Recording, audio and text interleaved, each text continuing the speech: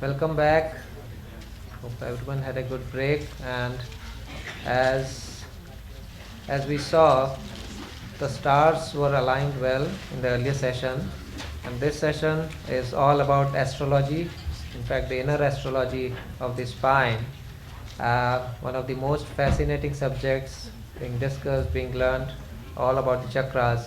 So the session would be led by Nayaswami Shankara.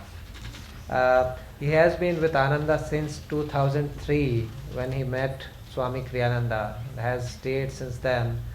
Uh, Worked in varying capacity, has been instrumental in setting up our monks, right? He has been in charge, he is in charge of Ananda's Kriya home study course, which expanded a lot during the pandemic times, reaching out to thousands of students.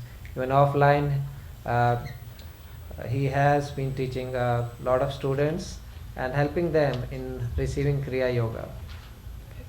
Accompanying him is Amit Purohit, who has been with Ananda since 2010. He is a certified meditation teacher. He also has been conducting a lot of workshops with students, with corporates, and in fact doing whatever is needed to help people out. He comes with a master's in computer science from Stony Brook, New York University. And with this, I'll invite both of them to lead us into this fascinating subject of inner astrology. Over to you.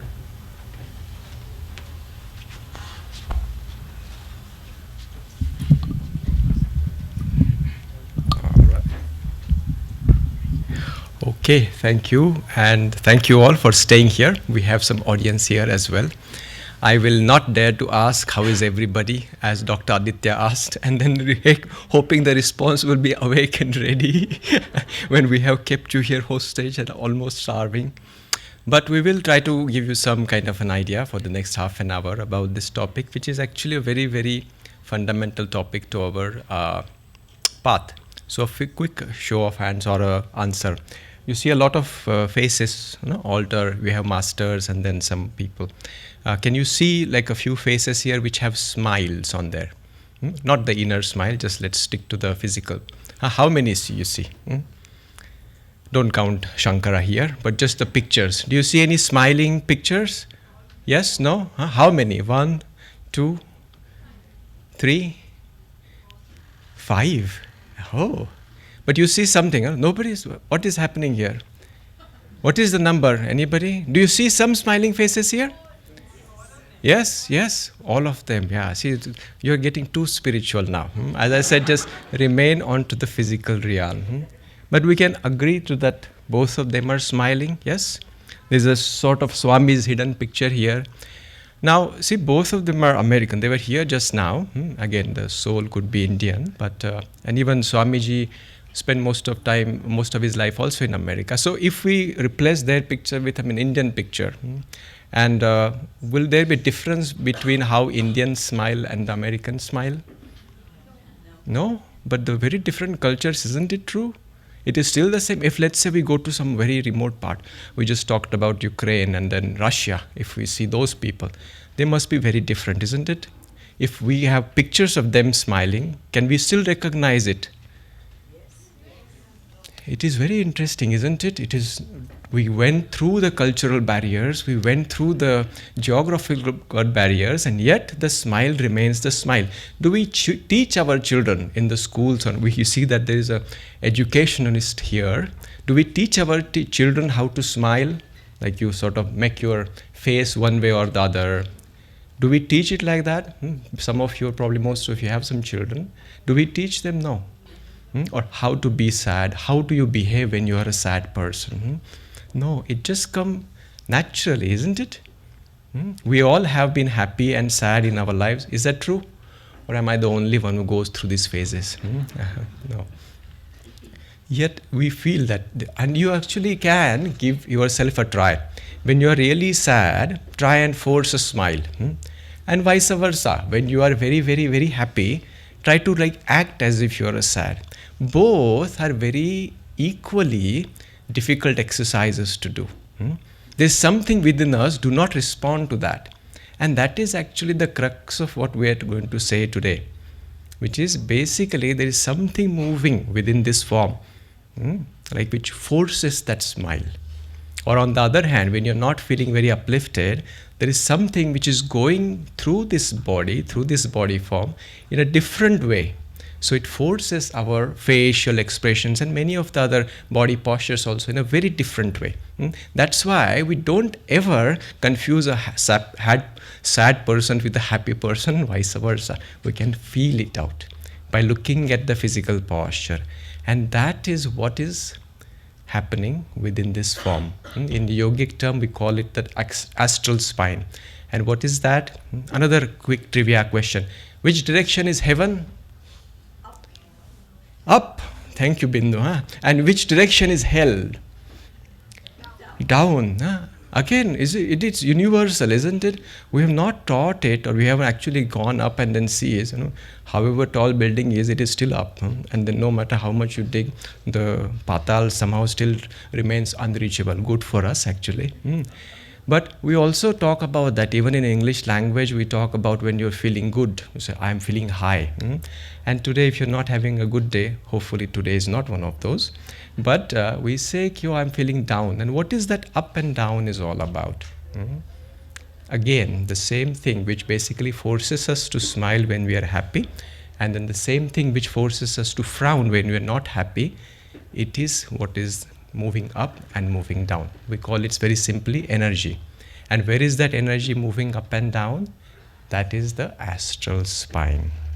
Astral spine. And you might have heard of chakras and other things. They are actually located along that astral spine, somewhere within this form itself. And then the key or the crux why we put all these masters here and then share this teaching is, think about that, that if you are able to have any control over how the direction of that energy in your spine is, that is a good siddhi to have. That is something then you can have some control. You're not only bound by circumstances or situations or visit to friends or some fancy things, good things happening to you, but without them, you will be able to control your reactive process, your mood, everything like that. So this is what the whole spiritual path is all about. Even the practices in our discussion is all about. And I'll just tie it quickly to one part. Yogis understood that. Circumstances kuch nahi kar sakte. Like talking like this kind of a gathering, just Dr. Aditya said, was not possible for 2 years. Who would have thought such a situation will also happen, that socialization becomes a problem, isn't it? Meeting to our beloved is forbidden, not by law, but by something that we can't see, a virus. But what that teaches us as us yogis, like we don't need to wait for the circumstances to become better, because there's no guarantee. But then they realize that we can directly start working on our inner astrology. Why not? Because that is what we're after. So they started looking at what is it that influences those. We just talked about outer circumstances. Good things हो गया, I'm happy. Not good things, I'm not happy. ये तो चक्कर चलता ही रहेगा. We realize that. But then say what is it more than that? And that's where they looked at the planets. If you see that many spiritual things happen on Purnima, again, this is something I invite you to experiment in your experience as well. Especially on the day of Purnima or just a few days before, you will start feeling like a heightened sense, like a more aware, heightened sense of awareness. Again, depends on whatever you are feeling. If you are agitated, it will be difficult, because that will also aggravate that feeling within yourself also, isn't it? It is not only my experience. I think many of you probably are nodding. And what that means is something is actually having effect on us also, not just the Purnima. And that's the whole astrology is based on that. Now the astrology, I used to frown quite a bit to that subject, because just some guy tells whatever is supposed to happen in my life and then gives me some suggestions and recommendations how to fix it. Sorry, I'll take care. But that is not. Yogi says in a book Swamiji has written, Raja Yoga, he talks about that is not the way to look at astrology.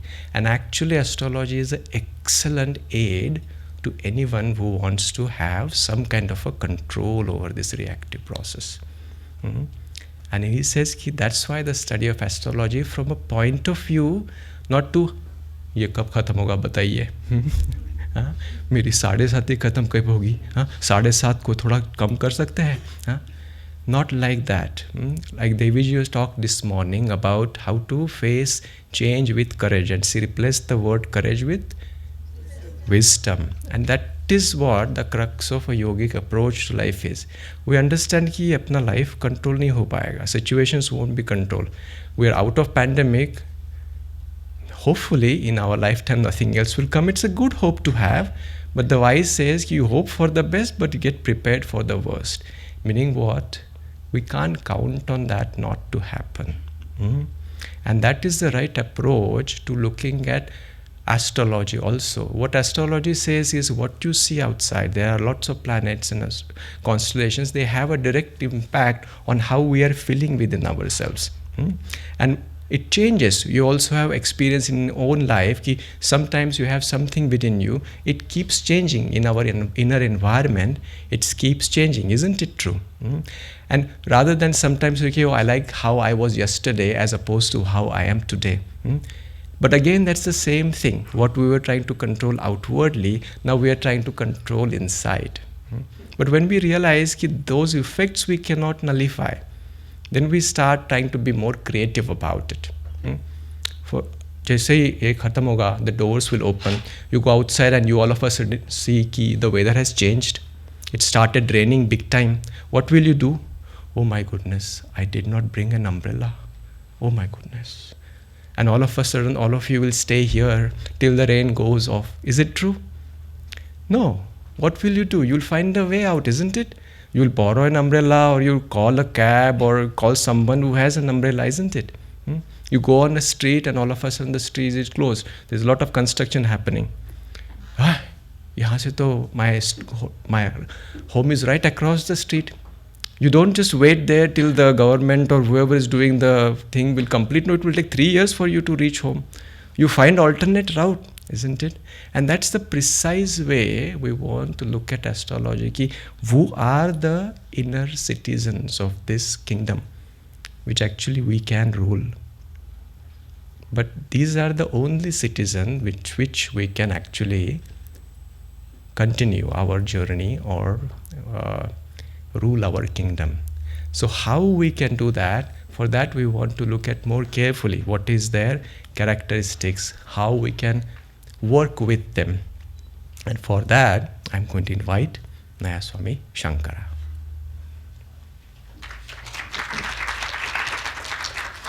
Thank you, Amit, and thank you all for staying here. So this is actually a little bit of a difficult topic to demystify the chakras here, and I hope to only speak for 15 minutes. Not yet. I'll let you know when that will happen. We'll have a slide in a moment, but not yet. So I'm going to start by doing my best to demystify the chakras, and then I will speak about this inner astrology and how it all comes together.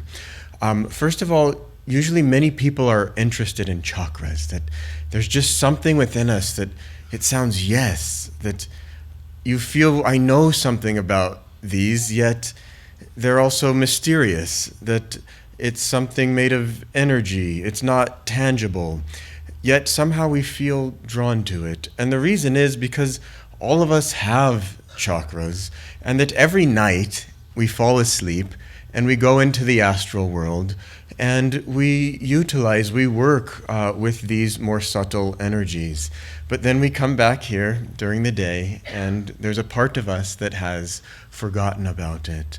And so we need to learn how to become more subtle beings, become more aware of what is going on with our own energy. And in this way, we will be able to realize that we actually do have chakras, and we will begin to feel the chakras And in time, we will begin to feel the correlation between the chakras and the planets, and I'll get more into that later. I have such short time that I'm not going to give you too much of an intellectual understanding of the chakras. I'll touch on it a little bit today. Once I was lecturing in Bangalore and I did 2 hours on chakras, and I thought I had just done the best class. I had just told everybody every little thing about chakras. And at the end, people were coming up and thanking. But one person came up and he said, "Are the chakras real?" And I just, what did I just stand up here for 2 hours for and tell you all about? And I realized that each one of us, we need to make our own reality, that we have to have our own understanding. And if I can do nothing else today, it is to convince you to take up a meditation practice, take up some type of practice where you can learn to feel inner energies, more subtle feelings within your own self.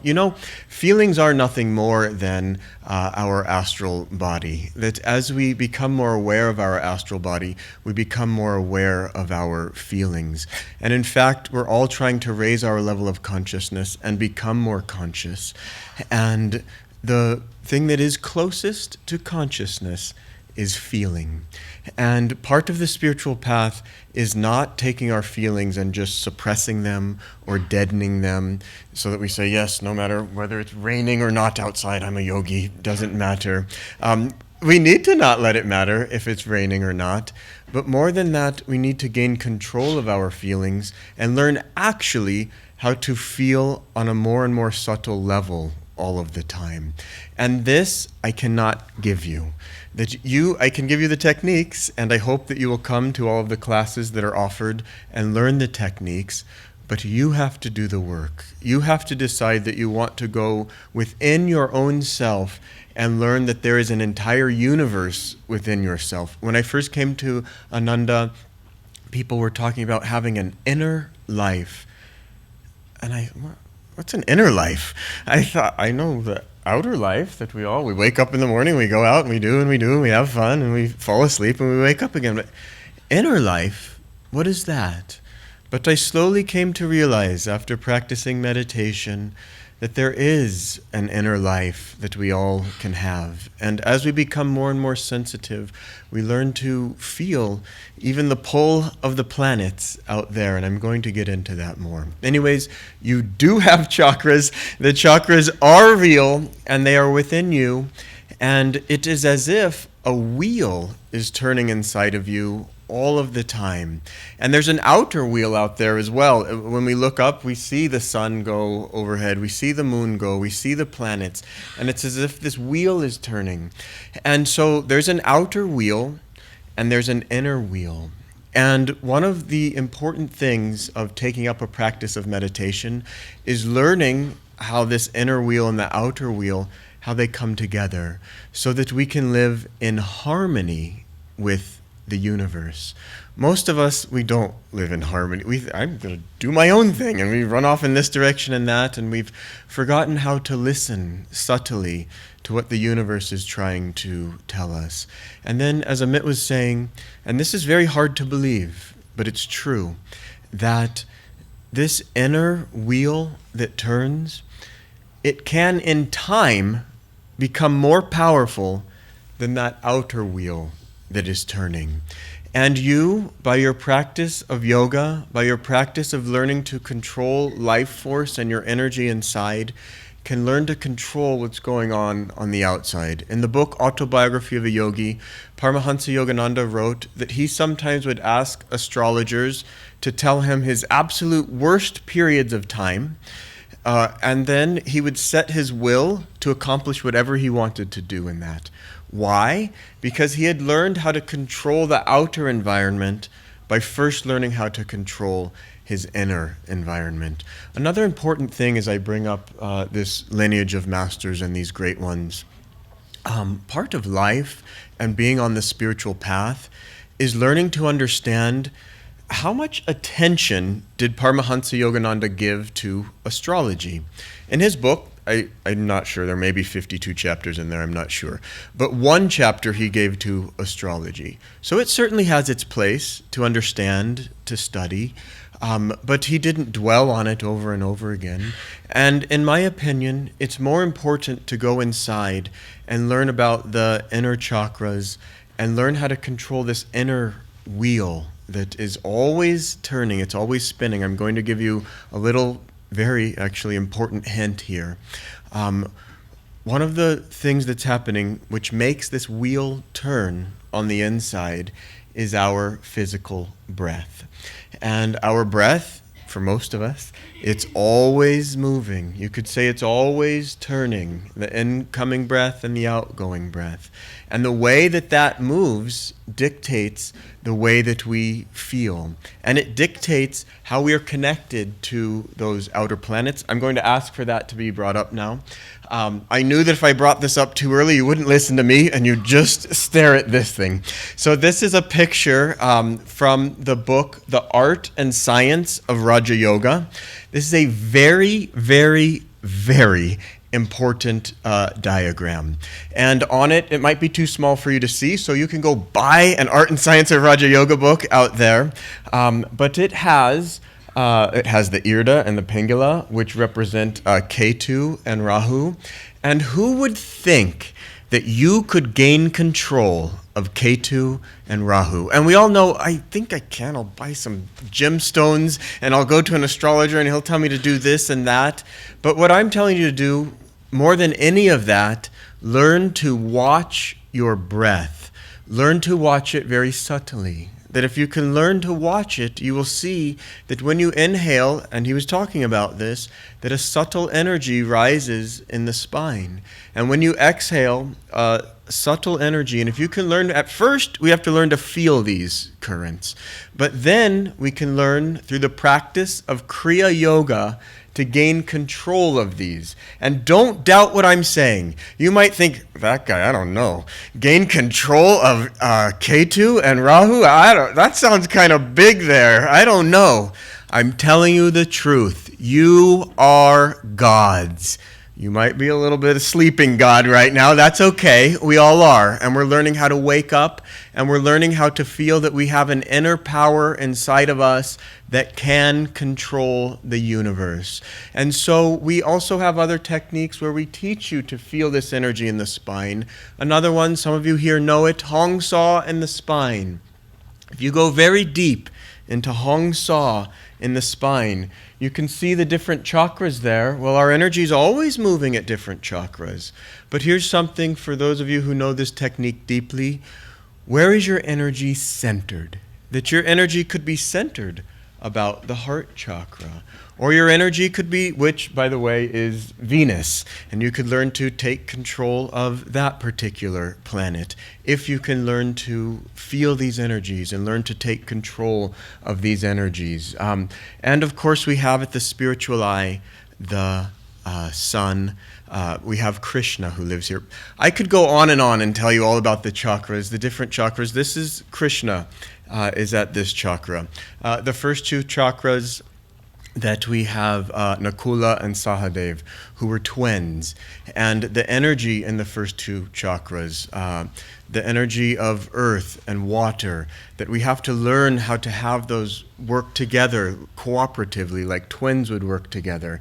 That if we have too much of the water chakra, that we're wishy-washy, and we just are going this way and that way, and we don't know what's going on. If we have too much of the first chakra of the earth, that we can become too strict and too rigid. And we have to learn how to have these flow together. I'm smiling because very often I think of making rotis, that if you add too much water, then you're adding more of the atta, you add more atta and you're adding more water, and there's a flow that comes together where you get it just right. And this is what we do things on the outward level to learn how to get things just right, but that's all just practice for us to learn how to get things just right.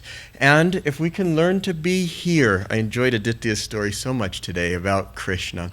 If we can learn to be here with Krishna, we can learn to be in the inner sun. And you think that that ball of fire that goes across the sky, that, well, certainly this is just a symbol for that. That's the powerful thing. Oh no. The powerful thing is within you. That is the symbol for your spiritual eye here, for your inner sun. And as you can bring your energy up here more and more, you can learn to control all of the different planets on the inside. And this is very, very, very possible. So don't feel that it's not possible. Of course, we also have all of the different constellations on that chart. And I thought that this was just a well-known thing. I don't know actually that much about outer astrology. It's funny that Divine Mother made me give this talk today. I know much more about the inner astrology. Maybe I'll talk a little bit more about that. But on there you can see all of the different constellations. Those also all relate to the different chakras.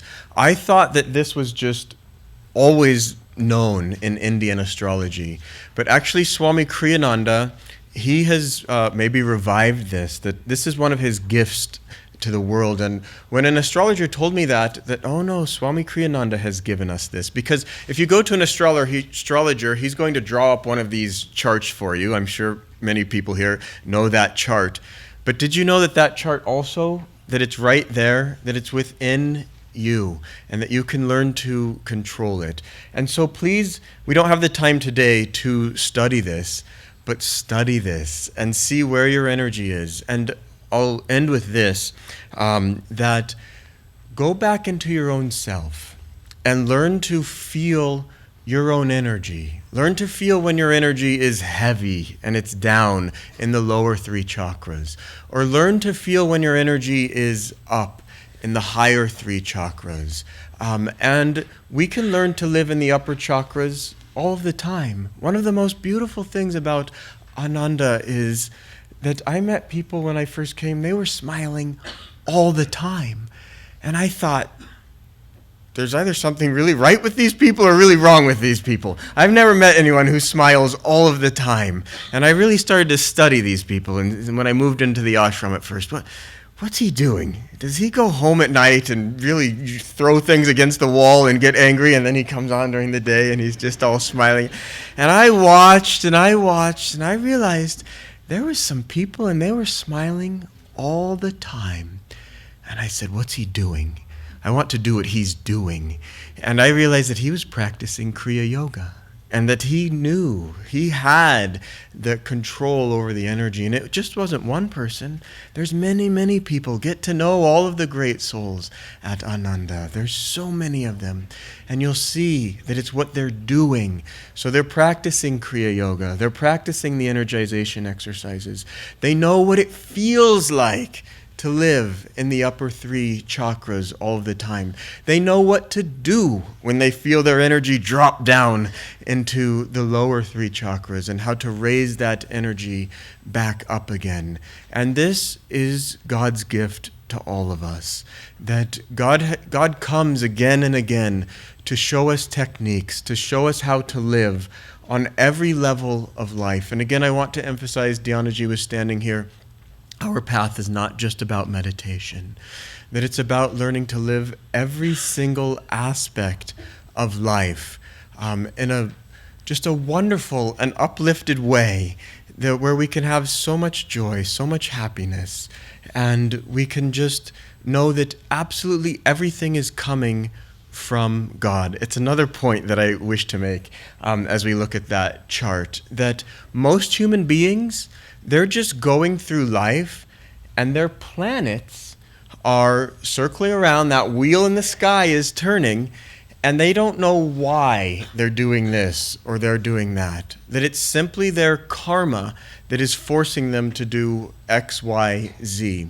But Sri Yukteswarji told us in the Autobiography of a Yogi that the more spiritual that a man becomes, that he then can influence the entire universe, the entire cosmos. And so as we make this inner wheel, and we learn how to make it spin properly with Kriya Yoga, as we learn how to do that, we can influence the outer world more and more and more, until it doesn't influence us whatsoever, until we are no longer bound by our karma. Once Swami Kriyananda ji said to someone, "Oh, I was saving that karma, and I chose to utilize it at this particular point." How many of us can say that we will decide, okay, we know what our karma is now, and we'll decide which one we'll utilize at which point. But Swamiji had figured out through the use of Kriya Yoga how to harmonize himself with the will of God and how to completely take control of all of the different planets and the chakras. So I'm going to hand this over now to Amit Purohit, and he's going to give us some instructional things that we can do here. So I hand it back over to you.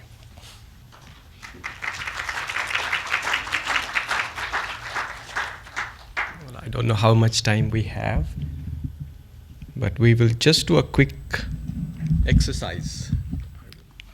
So one of the things that Swamiji gave to work with chakras directly is he gave a particular note which sort of vibrates at a very close frequency to the chakras that we have.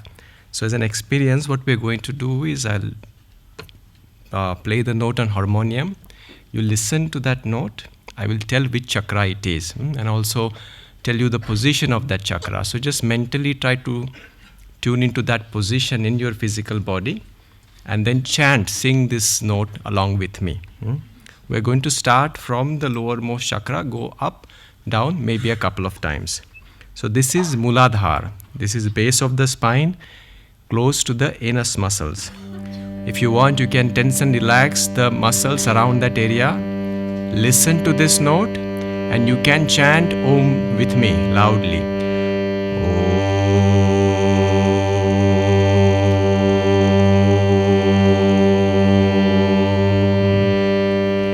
Inch and a half above, Swadhisthana center. This is where the sexual organs are.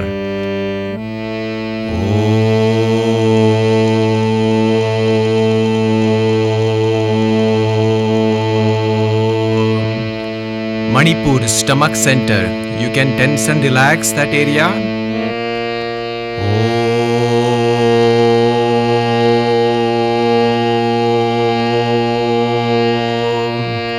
Heart center, Anahat. Chant this note with me.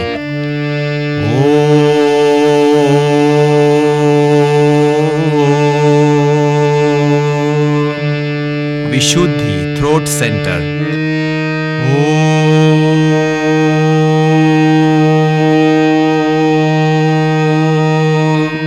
Medulla oblongata, negative side of the seventh.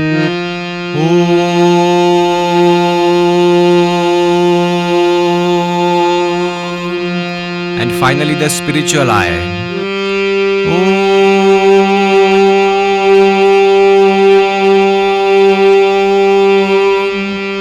Quickly, one more time, we'll go down and up. Spiritual eye again.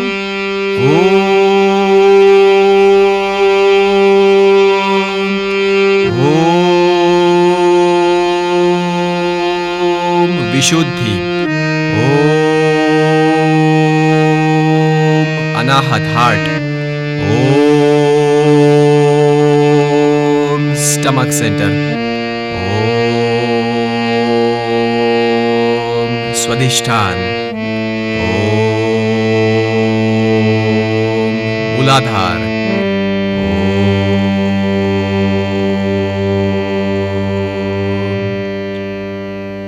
Close your eyes just for a moment.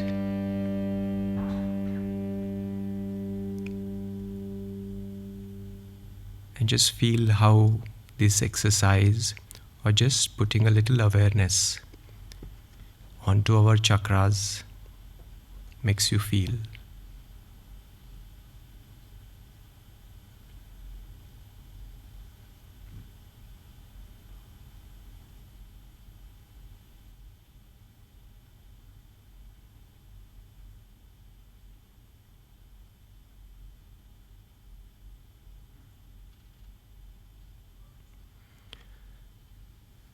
Om Shanti, Shanti, Shanti.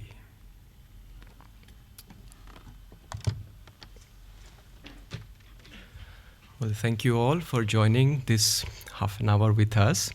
There's more to talk, as Shankara was talking about, and then this is just a test. All the practices that we teach here, Kriya Yoga, as he was talking about, is actually just working along the same line again, just making us more aware of the energies which is there central to the chakra system, and also through that awareness having more control over it. So we will be around to have more discussions, and then there are booths, and then the books which he mentioned will be at the bookstall also. Thank you again. Om.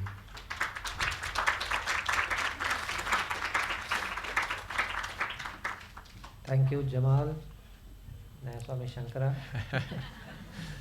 and Amit. Hopefully you won't get the same question now. Are chakras for real? I think it was a very well experiential workshop that we have done now. There are a couple of books at least that are out there on the stall. Your Sun Sign as a Spiritual Guide, Chakras for Starters, and of course Amit and Shankara are there for any questions. Thank you again.